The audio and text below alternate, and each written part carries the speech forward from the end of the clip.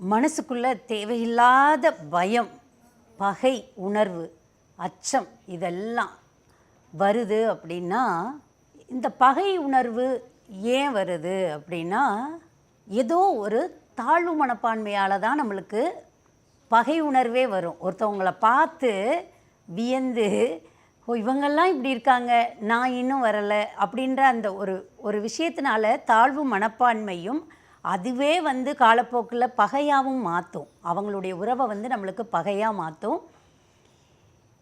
பயம், இனம் புரியாத பயம் நம்மளை ஆட்டி வச்சுக்கிட்டே இருக்குது அப்படின்னா, அதை நீக்கிறதுக்காகவும் இந்த அபிராமி அந்தாதியில் ஒரு பாட்டு இருக்குது. பைரவி, பஞ்சமி, பாசாங்குசை, பஞ்சபாணி, வஞ்சர், உயிரவி, உண்ணும் உயர் சண்டி, காளி, ஒளிரும் களா, வைரவி, மண்டலி, மாலினி, சூளி, வாராகி என்று செய்ரவி நான்மறை சேர்திரு நாமங்கள் செப்புவரே.